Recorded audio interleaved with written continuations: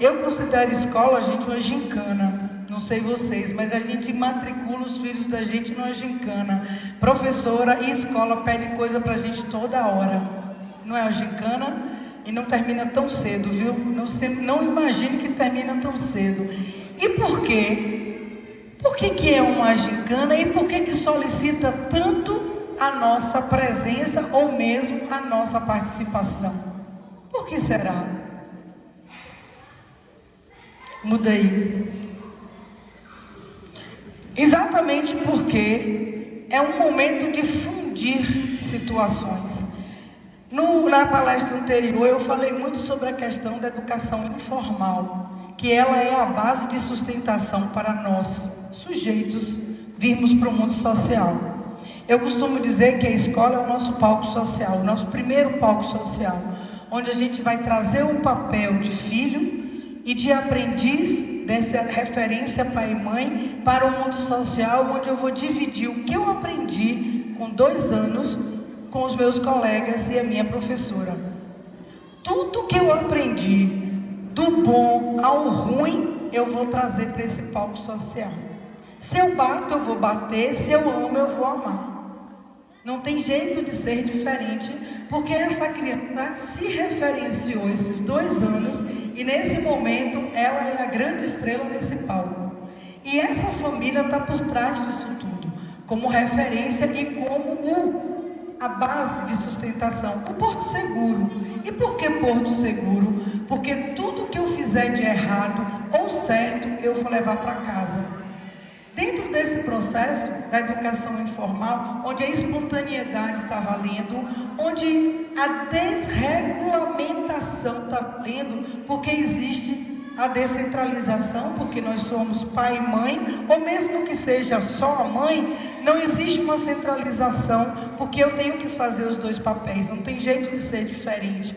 Tem a flexibilidade, porque existem as normas, mas o convívio modifica isso, não para ceder, não para ser permissivo, mas para fazê-lo pensar de uma forma espontânea o que é certo e o que é errado. Aí a gente vai para a educação formal, que é isso que é escola. E por ser formal, a gente não consegue que os nossos professores eduquem os nossos filhos com normas do dia a dia individuais, com questões culturais ou mesmo religiosas. Porque nós temos ali 1, 2, 3, 4, 5, 6, 7, 8, 9, 10, pelo menos 10 pessoas com manifestações religiosas diferentes. Aqui, uma infinidade. Então a gente não pode pedir que essas cabeças tragam essas manifestações para o meu filho, se por acaso eu tenho divergência da professora lá no cantinho. Ela gosta de uma coisa, ela completa a questão religiosa ela de um jeito e eu de outro. Então ela não tem o direito de fazer a cabeça do meu filho, e isso é educação informal. Esse centro, que é a educação não formal, é exatamente onde a gente se completa, aqui. Quando a gente pensa nas metodologias, quando a gente pensa na intencionalidade, quando a gente pensa na limitação temporoespacial, aí vem a Mônica trazendo esse recheio, claro que eu ia aqui usar tudo isso, chamado a necessidade do acompanhamento e a rotina. Por que não tem a ver com a coisa chata? Por que tem a ver com a coisa diária? Porque a gente faz isso todos os dias. O cérebro, ele trabalha o tempo inteiro. Nesse exato momento, mesmo que vocês estejam calados, vocês estão a 1000. O cérebro não está parando, está chispando assim, ó. Porque vocês estão sentados, cansados, vocês estão ouvindo, elaborando, estão atentos e até locubrando uma série de situações para perguntar ou não com o que vocês estão ouvindo. Então o cérebro de vocês não estão parados. Essa constante energia, quando a gente chega em casa, se transforma em cansaço. Imagine o que é acordar todos os dias e ter que pensar o que eu vou fazer.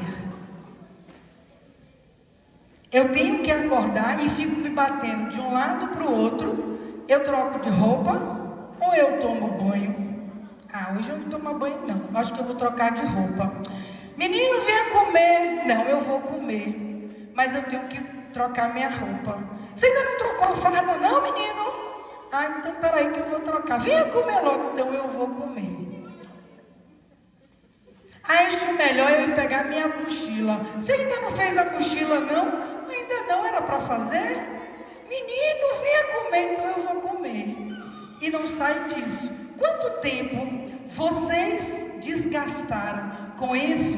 E quanto tempo essa criança desgastou para entender o que é que ela tinha para fazer? Porque menino cansa. Cansa, né? Quantas vezes a gente tem que falar 10.000 vezes a mesma coisa para que às vezes ela aconteça uma vez só? Criança é isso. É repetição, é pior ainda, né? A adolescência costuma piorar. Eu costumo dizer que quando 15 anos chega, vocês só querem uma coisa, que chegue 16. É tão bom, seria ótimo que a gente fizesse assim e acordasse já com 16, porque é brincadeira 15 anos. Vocês ainda não chegaram lá, estão chegando. Mas se preparem agora para 15 não ser o pior momento. Pelo menos ele ser convivível. Porque não é fácil. Mas vocês tiveram 15 anos. Eu me lembro de cada dia da minha vida com 15 anos. Coitada da minha mãe. Me lembro de cada momento dela. Vocês também. Ninguém aqui foi fácil não. Porque com 15 anos a gente bem sabe o que a gente não quer. É tudo que a gente não sabe, é o que a gente quer. Vamos preparar essa galera para o que vem, porque quem está aí não está feliz. Não está feliz exatamente porque precisa ter uma meta. Quando a gente fala da necessidade, quando a gente leva para a educação formal e traz tudo aquilo ali, eu preciso estar com a cabeça, no mínimo, organizada. A necessidade de organizar ou estar com a cabeça organizada para receber determinadas situações não começa agora. Mas se que não começou, vocês duas que estão aí que eu vou poder cobrar, começa antes e agora já começa a mudar a situação. Todo mundo aqui já consegue me dizer que está tudo bem, que todo mundo em casa está organizado, que vocês não têm problema?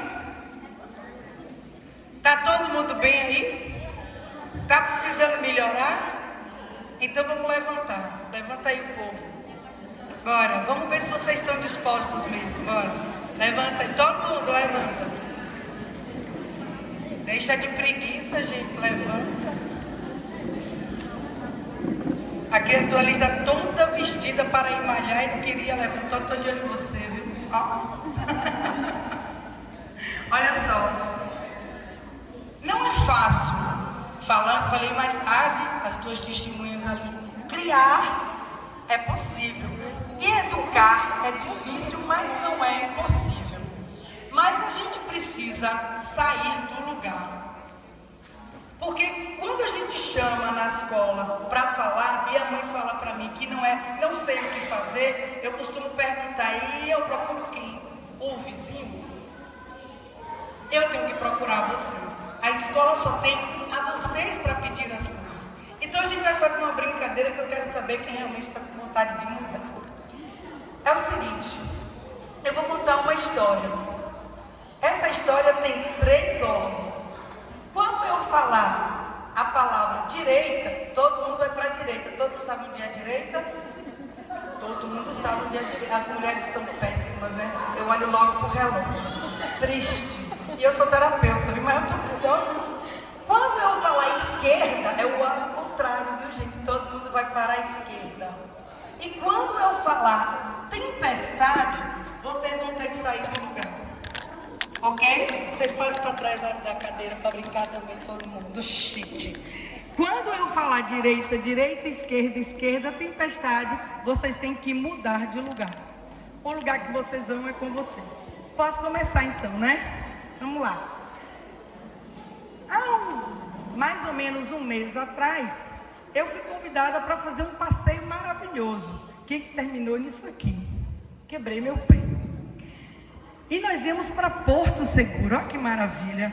Mas quando a gente começou a decidir se a gente ia de ônibus ou se a gente ia de avião, começou a discussão, a minha sobrinha gritou logo: ah, Dindinha, eu vou, mas eu vou sentar na cadeira do lado direito do avião. Aí começou uma discussão porque eu queria sentar do lado esquerdo. Bom, resolvemos ir de avião. Aí ela queria passear de avião, ela quer passar um dia inteiro dentro de um avião. Você vai virar copiloto, é melhor.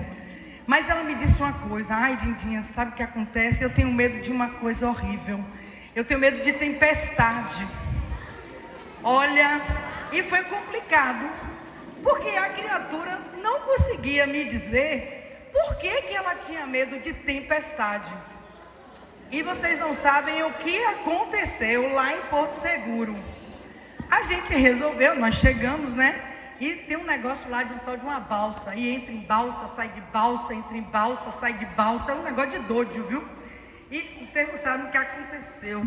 Eu vinha vindo pelo lado esquerdo da balsa. Tudo que eu estou contando é verdade, viu, gente? Sabe o que aconteceu? Eu caí.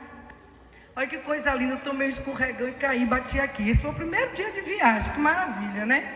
E quando eu entrei na balsa, a gente não sabia se a gente ia para o lado direito ou se a gente ia para o lado esquerdo. Uma confusão. Daqui a pouco minha sobrinha fez assim: Dindinha, a maior: o que é, menina? O que é aquilo? Não, aquilo o quê? Aquilo ali, aquilo distante. Ah, lá em Remanso eu vejo sempre. É tempestade. Não pega não, está longe, está distante. Ai, Dindinha, mas eu tenho medo. De besteira, menina, está longe aquele negócio. Vamos sentar aqui nas cadeiras do lado direito. A de lá gritava: não, eu quero ficar do lado esquerdo. Meu Deus do céu, que povo que não sabe o que quer. E fomos. No outro dia, fomos para o tal do Ecopark, lá vou eu. Dindinha, você vai ficar sem chinelo? Eu vou. Mas vai ficar quente, olha que nada, dá para pular, não tem problema não, lá fui eu. Ô gente, o primeiro piso que eu achei era da cor de carvão, e também pelava igual carvão. Eu fui correr para o lado esquerdo, para conseguir correr da sombra, e corria para o lado direito. E quando eu voltei para o lado esquerdo, você não sabe o que aconteceu. Pronto, quebrei o dedo do pé, piquei o pé numa pedra. Ô gente, que dia de tempestade, que dor! Não precisava ter raio não, porque eu já estava vendo as tempestades tudo no meu olho.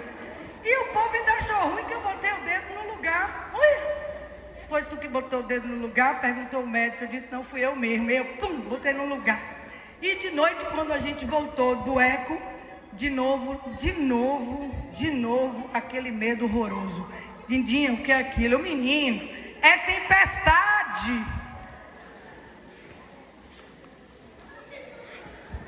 Deixa eu ver aqui agora. Quem foi que saiu dos seus lugares? Quem foi que estava aqui, foi para lá? Aí muita gente mudou? Deixa eu ver, tinha uma criatura ali, olha, que não saiu muito do lugar não. Quem saiu dos seus lugares? Ali saiu. Qual é a importância da gente pensar sobre isso? De que os nossos filhos, eles são o tempo inteiro mutantes daquilo que eles pensam. E que vocês podem voltar para o lugar de vocês. E que a gente precisa estar atento ao que está acontecendo. Mas uma das coisas que mantém a organização, essa daqui foi lá para trás, gostei disso, essa tá de céus. A criatura que estava aqui mais cedo também está ali de novo, vai? Ficou, viu? Essa aqui está disposta. Por quê? Pois não, esse troço aí. Por quê que eu fiz essa dinâmica? Porque nós precisamos sair da caixinha. A gente tem duas missões importantes. Uma é mantermos o nosso lugar de pai e mãe e de autoridade com os nossos filhos e ao mesmo tempo conseguir entender esse mundo que está completamente diferente. Existe... Uai! Estou segurando. Existe... Baixa aí um bocadinho esse negócio que ficar me ouvindo é ruim. Baixa aí esse trem. Como é que bota aqui? Bota aqui.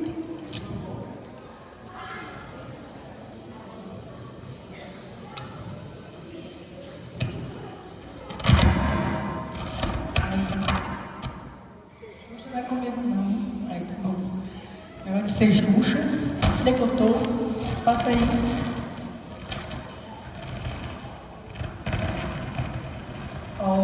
Ficou sem formatação, tá vendo? Gosto dessas coisas. Por que a gente precisa começar a sair das nossas caixinhas? Porque a gente precisa entender o que está acontecendo nesse mundo hoje. E uma das coisas que vão ajudar vocês e as crianças a entenderem esse mundo, porque está difícil o controle da situação, é sair desse lugar que vocês estão. Porque a referência para a família, a referência da família para a criança é muito importante. Ela muda tudo na vida da criança. Quando a gente fala de rotina, e quando eu pergunto se pode parecer uma coisa chata ou monótona, é porque as crianças às vezes acham que rotina tem a ver com monotonia. E não tem. A rotina é inclusive, um movimento importante para a vida da criança. E para nós, para vocês, que acordam de manhã ou de tarde e tentam regular a vida dessa criança para vir para a escola. Quando a Mônica fala sobre essa questão da importância do estudo, uma vez um menino me perguntou: Cláudia, estudar é obrigação? É. A gente tem uma cultura nesse país que a gente só vai para frente com o estudo.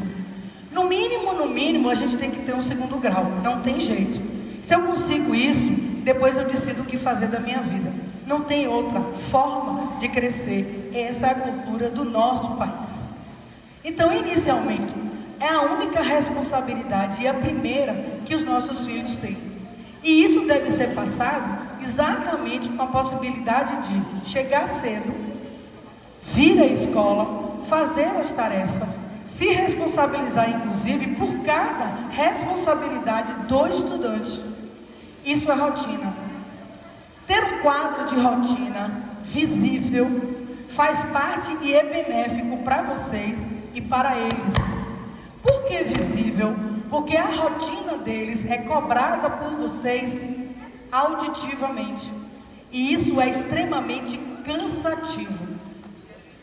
Todo mundo que tem a experiência de usar o que a gente chama quadro de rotina em casa tem o benefício daquilo que os professores mais querem na vida: autonomia.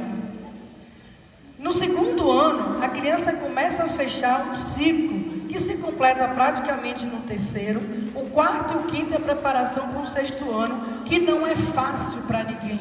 É uma mudança total de rotina para esse sujeitinho, que reclama bastante dessa mudança. Se a gente começa efetivamente a educar os nossos filhos a uma rotina efetiva, acordar de manhã, já sabe, está escrito ali, não é brincadeira não, é escrever, acordar, trocar de roupa, ou tomar banho, escovar dentes, trocar de roupa, tomar café, escola, escrito.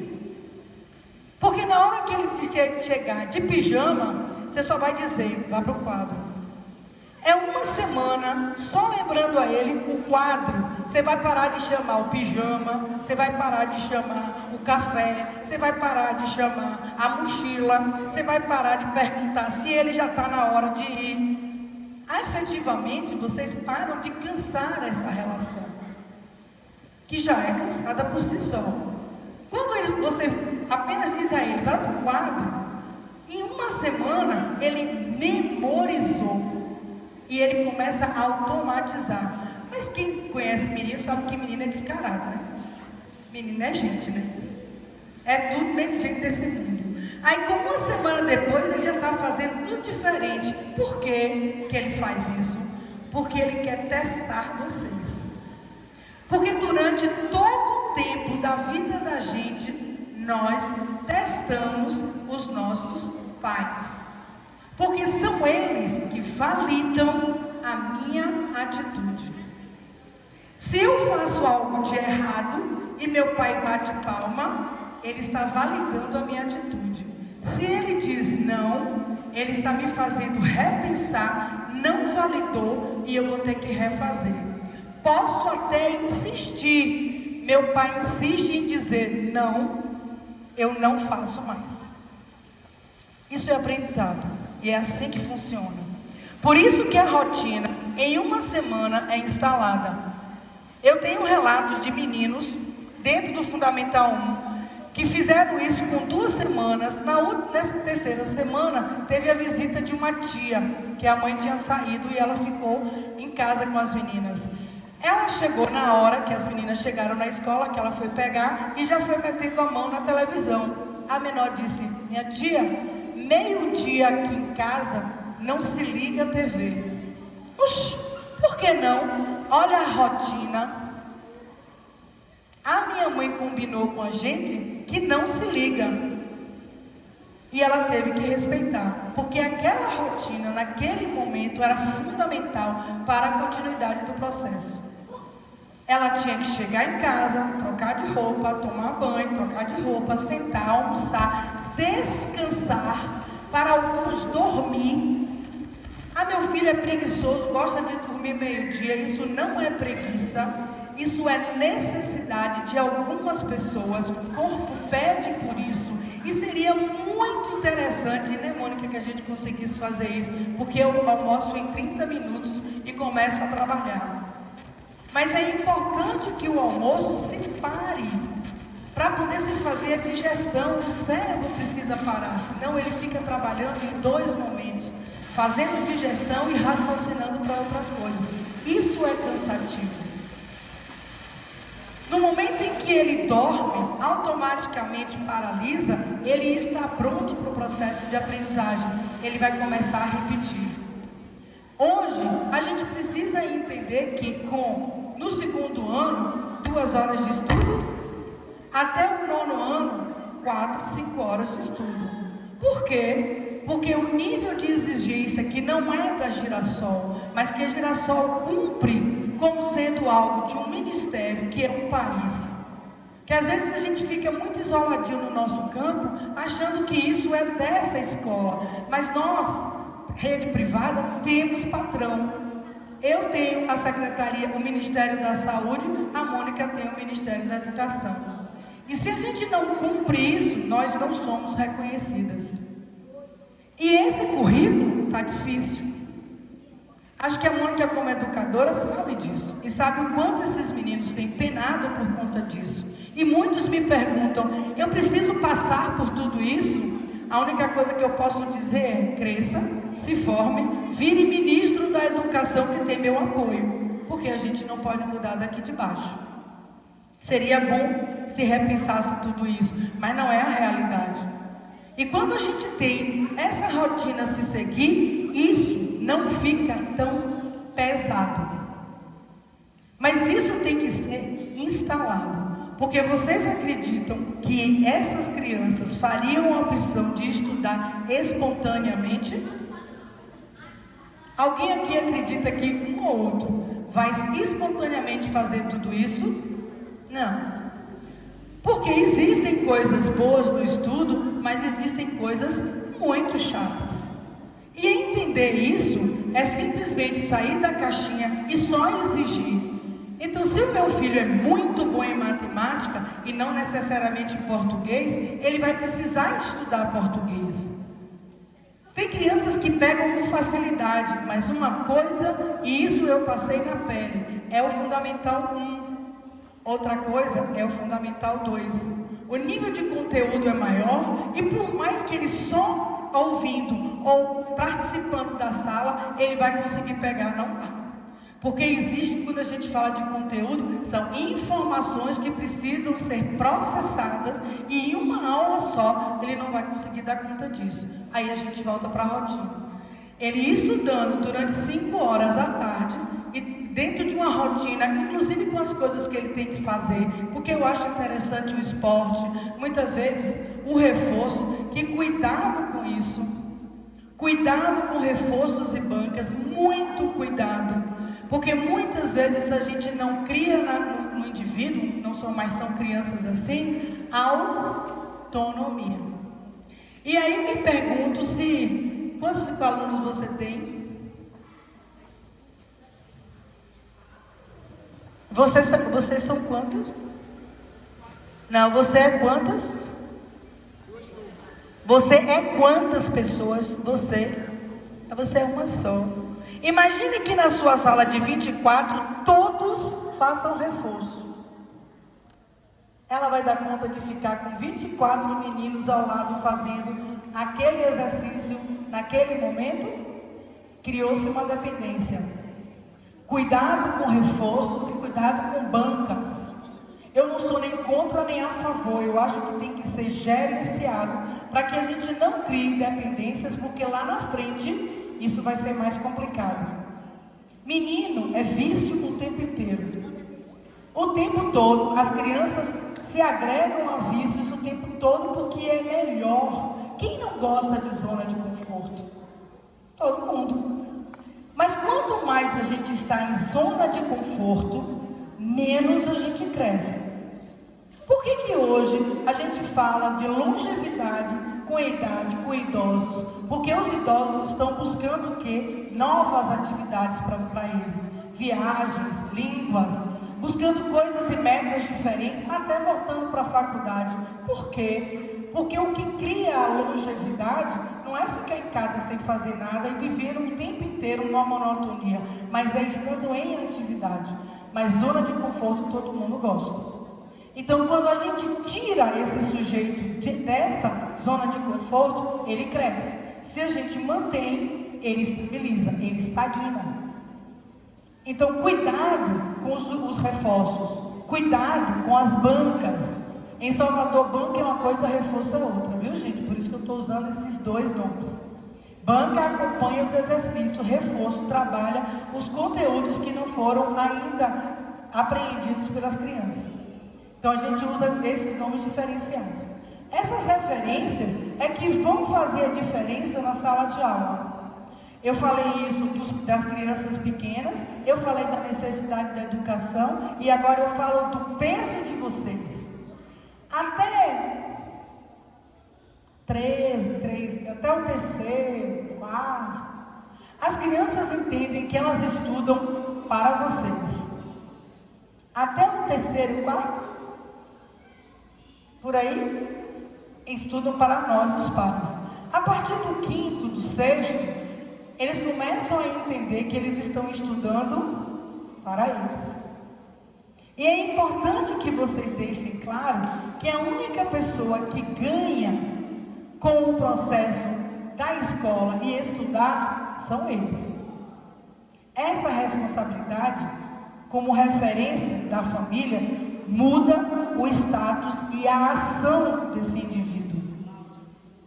Deveria ser isso aí, mas a gente percebe que os meninos ainda é dependente. Ainda no ensino médio, ainda achando que estão estudando para os pais, não para eles.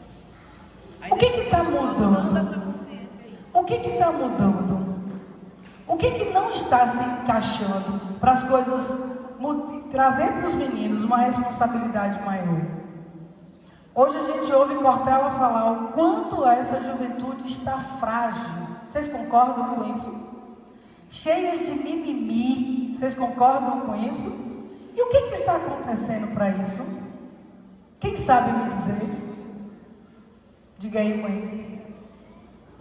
Por que nós estamos com essa juventude tão fragilizada e tão cheia de mimimi, tão preconceituosa, que se diz tão libertária, mas que não são? O que está acontecendo? Eu acho que é a facilidade de consumir as coisas, de ter as coisas assim. Eles estão tendo muito fácil e não estão tendo o objetivo de dizer: eu não tenho isso e vou correr atrás para me possuir isso. Então, Sim. a facilidade hoje está maior e está Sim. tirando o foco deles. Tem uma outra facilidade também que fragiliza o ser humano. Como é que vocês acham que a gente se fortalece? Experiências. Que tipo de experiência? Conflitos. Como é que será que um soldado vai para a guerra só com teoria? O bicho rala, viu? O que é estágio? Eu resolvi entrar numa faculdade e tenho que fazer estágio. O que é estágio? O que é estágio? Prática. Olha ali, prática. O que falta a essas crianças? Prática. Com pais estão abafando e super protegendo seus filhos, buscando o tempo inteiro estar à frente deles, brigando por eles. O quanto a gente fica tirando da frente mosquito para que não atinjam os meus filhos. É mais fácil vê-los chorar, eu como mãe, do que ver alguém fazê-los chorar. O dia que vocês entenderem isso, vocês vão entender que os filhos da gente precisam chorar. Junto de mim é mais fácil, longe de mim é mais difícil. Não se fortalece ninguém tirando a possibilidade dele resolver os problemas dele. Eu sempre dizia isso para os meus filhos, que eles precisavam resolver aquilo que era deles. Eu só iria entrar no momento certo. E que, se eles estivessem envolvidos com situações das quais eu não concordava, não contem comigo. Meu filho tinha mania de se juntar com quem não prestava. Vai comer farelo. A minha mãe vai comer farelo. Teve uma advertência. Ficou chocado. Eu digo, por que você teve advertência? Você não vai na escola? Não me chamaram, a advertência é sua. Porque você está andando com quem você não deve, e eu te avisei. E na suspensão, eu disse a ele, eu só não vou lhe quebrar na cabo de vassoura todinho aqui, porque o que você fez não merecia cair no cabo de vassoura já com 16 anos. Ele foi suspenso porque estava andando com quem não devia, uma vez só. Se eu fosse lá brigar, porque inclusive ele não chegou a cometer o delito, mas ele participou rindo, que foi ver uma colega de 15 anos dentro da piscina sendo ameaçada de tirarem o biquíni dela. Já pensaram o que essa menina passou dentro da piscina? E eu disse a ele, você tem mãe, você tem avó, você tem irmã. Eu não vou ficar de castigo, vai. Você só vai apanhar, mas vai, para ele aprender a respeitar. Nunca mais ele andou com os meninos. Eu não proibi ele de andar, eu fiz ele pensar. Mas como se preparam os nossos guerreiros para irem para a luta? Experimentando. A gente precisa aprender a ser mais fortes e sermos mais corajosos, para que as lutas dos nossos filhos sejam feitas por eles, para eles aprenderem a enfrentar. Mas qual é a primeira luta que o nosso filho tem? Qual é a primeira que eles têm que enfrentar? Quem sabe? É o quê? Não. A escola é a segunda. É o quê? Nascer não é muito fácil não, viu? Até porque aquele choro ali, olha o pulmão. Quando diz que aquilo é o soro da vida, é verdade, porque com o coração, o pulmão é todo colabadinho assim, quando ele chora é porque o pulmão expandiu. Aquilo dói pra caramba, que vocês não lembram. Mas vocês passaram por isso também, que foi só os filhos de vocês, não? Mas qual é a primeira luta dos nossos filhos? Qual é? É o quê? Entendi, fale alto. Nascer, já falou ali, eu já falei, quando ele chora, aquilo dói pra caramba. Qual a primeira luta do nosso filho? Hein?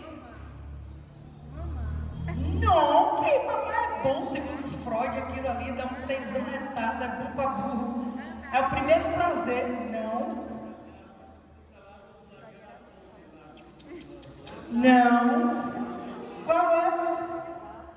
Eu acho que é É o quê? Não, crescer. Todo mundo cresce, tem que crescer mesmo, tem jeito. Qual o primeiro embate, a primeira luta dos nossos filhos? Tá difícil, é? Hein? Isso aí ele vai pra lá com 2 anos fazer isso, aprendeu com a gente, né? Não é ruim, não. Hã? Aí é pra todo mundo. Pense num trem difícil, convivência familiar. Não, caminhar é a melhor coisa. Quando ele se liberta, ele entra na fase sensório motor, vai futucar tudo que deve e que não deve. Qual a primeira luta do nosso filho? Quando o quê?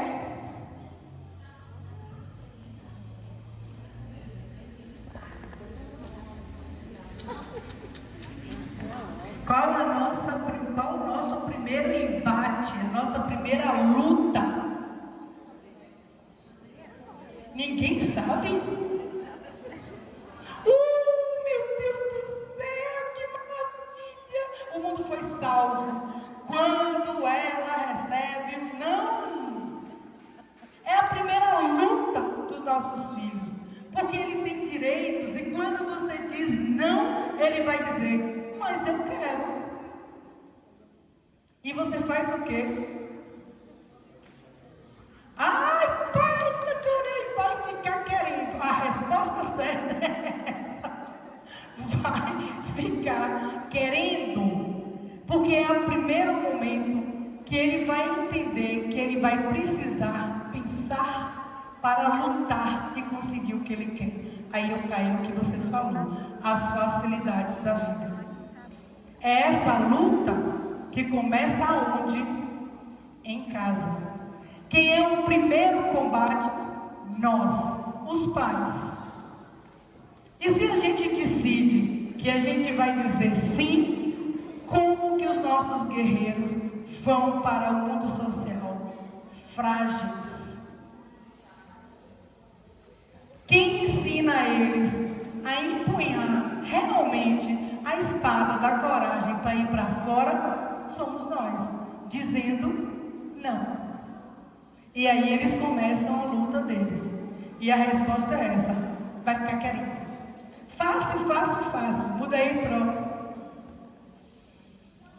A família e a escola tem que... Tô indo. Pensa uma pessoa ali do seu pé. Olha, eu fico... Quando sou eu, ninguém pega no meu pé, aí Da próxima vez eu vou ficar ali, ó. Da próxima vez já sei, vou ficar assim, ó. A família e a escola, diante de tudo isso que eu falei, essas pessoas que estão aqui, elas serão, na verdade, contemporâneas com vocês de tudo isso, porque elas vão usar tudo isso no dia a dia da escola. Esse guerreiro que veio com vontade de dizer a Pro, eu não quero ficar na sala agora não. Agora é hora da sala, não é hora de sair. E ele vai dizer: mas Pro, eu quero, mas vai ficar querendo. E ele vai ter que sentar. Porque essa rotina que vocês vão colocar em casa, façam um cartaz, comprem um trem, escrevam, bote esse menino para ler. Não fica no ouvido não, porque não dá certo.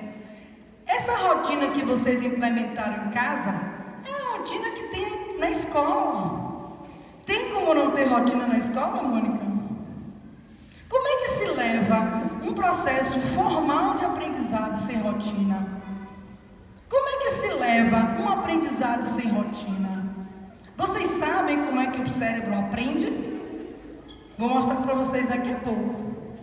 Isso tudo que a gente, enquanto trabalha na área, traz para vocês, e às vezes eu trago mesmo mostrando para vocês a necessidade que vocês entendam que vocês são as pessoas mais importantes para a escola. O nome está início na frente, a família.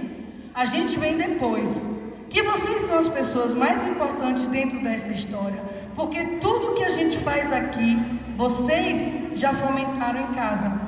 Vocês fizeram isso acontecer e elas vão colocar em prática. Os valores que vocês fazem em casa serão vividos na escola. Se você tem um filho que não quer abrir mão de nada, tudo é dele, ele vai sofrer na escola quando ele pedir, porventura, alguma coisa emprestada. Ele negou tanto que o colega para dizer: eu não vou lhe dar não, porque você nunca me emprestou.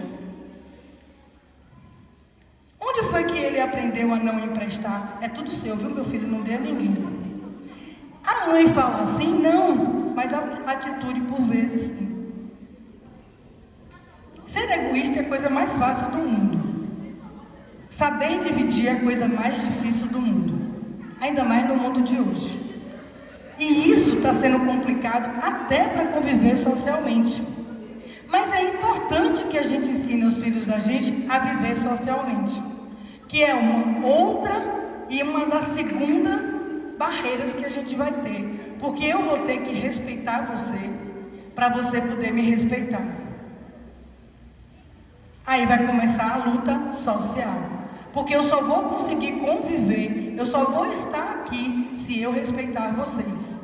E eu só vou poder ficar num lugar onde eu sou respeitado. Caso contrário, a gente cria um clima de conflito. E por isso que esse convívio com as professoras tem que ser respeitoso, porque elas estudaram para estar aqui e vocês pagam para isso tudo existir. Se eu pago, eu tenho serviço. Eu tenho serviço porque eu sou respeitada. E se isso não acontece, cria um clima de conflito. A escola não é um clima de conflito, pelo contrário.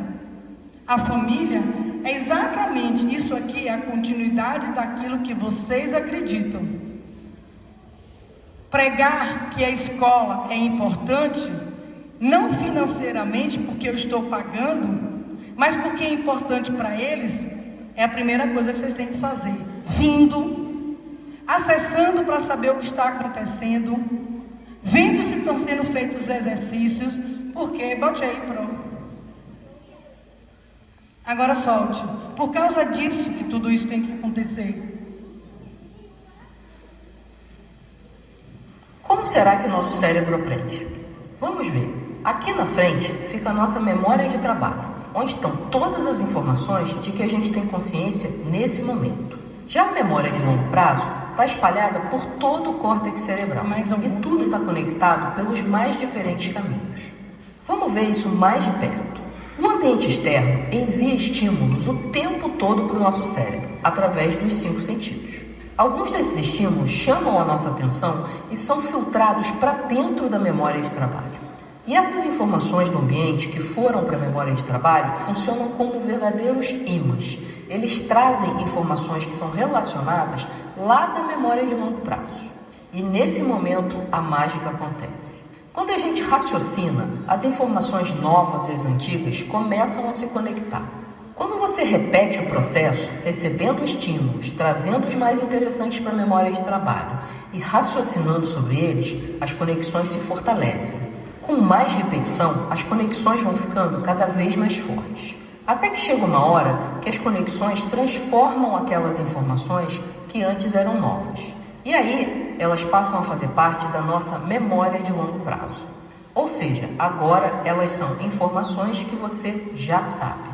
A partir daí, a sua memória de trabalho está liberada para receber novas informações e processar novas aprendizagens. E aí, você gostou desse vídeo? Entenderam? Que tudo que a gente fala é em cima de uma necessidade neuropsicológica, neurológica. A rotina faz parte do processo de aprendizagem. É preciso se repetir para que isso aconteça. Às vezes, inclusive, é uma necessidade do próprio sujeito, sujeitinho, sujeitinha, sujeitona, ouvir e repetir. O quadro de rotina entra exatamente nessa necessidade. Porque você não vai precisar repetir auditivamente, mas você vai repetir porque ele sozinho, com autonomia, ele vai vendo e começa então a se modificando o seu comportamento e modificando a sua atitude. A educação informal leva o sujeito a um processo de desenvolvimento na educação formal. Mas se vocês não fizerem nada e não saírem do lugar com a tempestade, as coisas continuam exatamente como estão. E nós, eu sou da saúde, trabalho na educação, vamos continuar preocupados com o futuro dessas crianças. Porque há uma necessidade urgente de mudança do comportamento dos pais. Eu não vou dizer que foi você, que foi você, que foi você, mas que tudo que seja ouvido aqui seja levado para outras situações, para que a gente possa fazer dessa geração, porque o seu filho faz parte de um contexto de geração, de mudança. Eu não posso imaginar que só um não mude tudo, porque senão eu não vou acreditar e eu não estaria aqui. Eu sinto muito dizer para vocês que o meu filho está fora desse país e que eu fico muito feliz por ele estar fora daqui. Já há 5 anos eu não o vejo. Ele saiu daqui, porque ele foi procurar um outro rumo na vida dele. Duas coisas me fazem feliz. Ele teve competência de sair daqui, porque eu disse a ele que ele estava fora da minha competência. Agora era ele com as pernas dele. E lá fora, brasileiro é brasileiro. Isso me deixa feliz porque ele conseguiu ir. Por outro lado, é por não acreditar nesse país e no que está acontecendo. E que essa geração é que pode mudar tudo. Mas elas dependem da gente. Então, quando eu fiz a brincadeira da tempestade, é que eu quero que vocês entendam que vocês precisam mudar coisas para que esses meninos comecem a se agregar e entender que todo esse processo que eles estão vivendo, que é a melhor fase da vida deles, seja uma coisa boa. Porque o número de meninos que estão com um quadro de depressão é muito grande, gente. É muito triste ver adolescentes usando medicações psicotrópicas. É muito triste lidar com meninos, adolescentes, que se sentem no fundo de um poço. Eu olho e fico vendo a vida passar. Eu vivi a minha adolescência. Não foi fácil. Foi pancado, porque eu não era gente desse mundo. Mas eu vivi a minha adolescência. E esses meninos ficam deixando a vida passar com tristezas, com sentimentos de depressão e de angústia tão grande. Vamos tentar não deixar que os nossos filhos entrem nisso, mudando as nossas atitudes, porque eu só consigo acessá-los através de vocês. A tempestade, eu espero que esteja na vida de vocês e que faça vocês modificarem as atitudes de vocês. Quando algo estiver errado, parem para pensar no que está acontecendo. Perguntem aos seus filhos, de alguma forma eles vão dizer. Acessem de alguma forma ou mudem alguma atitude. Não existe quem nasceu primeiro na relação mãe e filho, pai e filho. Não existe o ovo ou a galinha. Nós viemos primeiro. E nós somos a referência e a mudança depende da gente. Família e escola unidos por um bem maior. Eu acho que quando a Mônica traz especialistas para falar para vocês, é porque ela é mãe, ela é pedagoga, ela é diretora de uma escola, a responsabilidade é muito maior. Eu me sinto como ela, porque eu também tenho a direção de uma empresa e que eu vejo várias crianças dentro de uma clínica sendo tratadas e que a chance da gente modificar a vida dessas crianças não está na mão delas, mas na mão de vocês, ok? Conto com vocês. Obrigado, acabei no tempo certo e fica agora a reflexão de vocês para essa noite. Obrigado, gente.